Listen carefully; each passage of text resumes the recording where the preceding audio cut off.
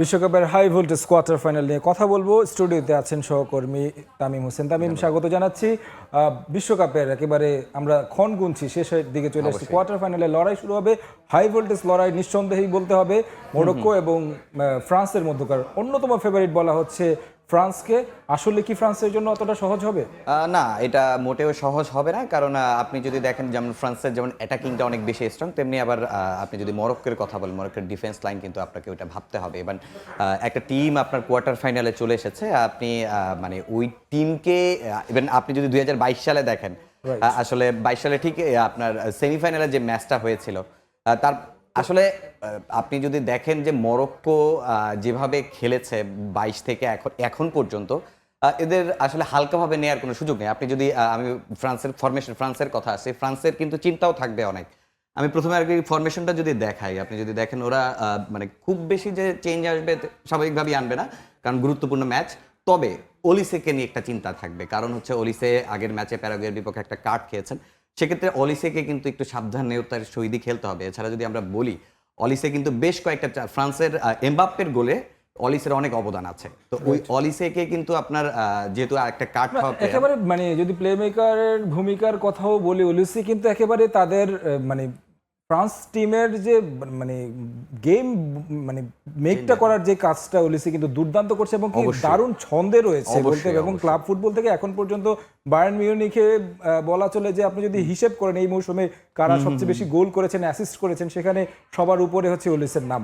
সেই জায়গা থেকে তার এই কার্ডের সংখ্যাটা নিশ্চয়ই ভোগাবে, অবশ্যই ভোগাবে, কারণ সে তো আসলে আপনার অবশ্যই আরেকটা কার্ড খেলে তো তার অবশ্যই মাঠ থেকে উঠে যেতে হবে। আর ওইটা কিন্তু ফ্রান্সের জন্য অনেক কঠিন হয়ে যাবে, কারণ মরক্কোর মতো টিম যেভাবে এরা মানে আপনি যদি দেখেন যে ওরা সুযোগ যখন আসে তাদের সামনে, তারা কিন্তু আসলে সুযোগটা কখনোই হাতছাড়া করতে চায় না। আপনি তবে মরক্কোর যে চিন্তাটা হচ্ছে সেটা হচ্ছে যে ইসমাইল সাইবেরি, আপনি দেখেছেন যে সাইবেরিকে নিয়ে আলোচনা করব। তার আগে একটু আমরা ফ্রান্সে যেতে চাই, কারণ ফ্রান্সের সমর্থকরা আমরা দেখছি যে খুব উদযাপনের সঙ্গেই তিনি ম্যাচগুলো মানে উপভোগ করছে। আজকে দেখতে চাই আসলে কতটা উদযাপন থাকে। বাবু, আমাদেরকে জানাবেন সেখানকার কি পরিস্থিতি রয়েছে।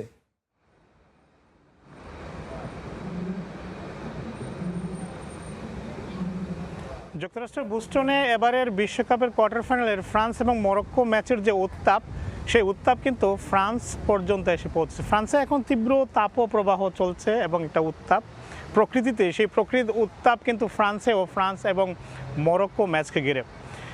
গতকাল থেকে আমরা বিভিন্ন পয়েন্টে ঘুরছি এবং মানুষের মধ্যে কিন্তু এই ম্যাচের যে ফলাফল, সেই ফলাফলের থেকে এখানে ম্যাচ শেষে আসলে কোনো ধরনের বিশৃঙ্খলা হতে পারে কিনা সেটা নিয়েই আসলে বড় একটি আলোচনা এই ফ্রান্সে চলছে।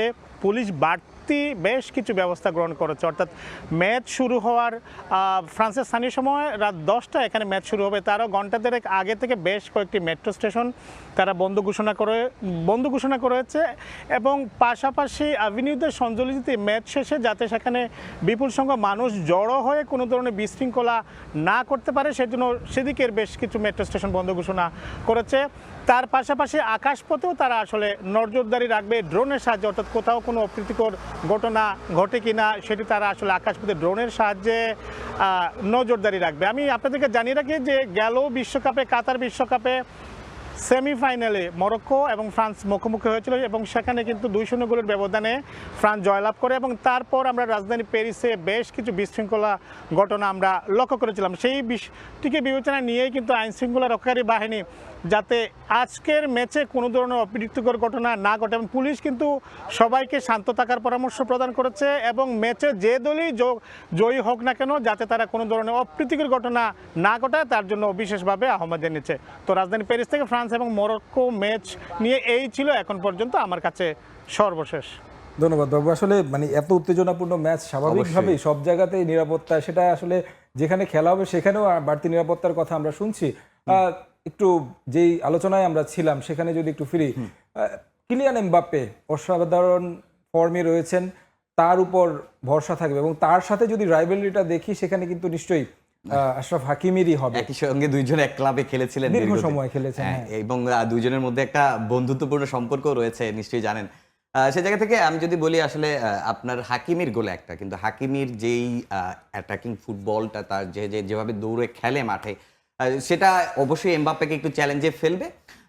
তবে মরক্কোর জন্য যেটা চ্যালেঞ্জ হয়ে যাবে যেটা হচ্ছে যে ইসমাইল সাইবিরির না থাকাটা, কারণ আপনি যদি দেখেন বিগত ম্যাচগুলোতে সে যেভাবে খেলেছে, 3টা গোল করেছে, অবশ্যই তার অপূর্ণতাটা তো অবশ্যই থেকে যাবে। তবে রাহিমির কথা যদি বলি, রাহিমি যদি আপনি শেষ ম্যাচটা দেখেন, রাহিমি কিন্তু দুর্দান্ত খেলেছে।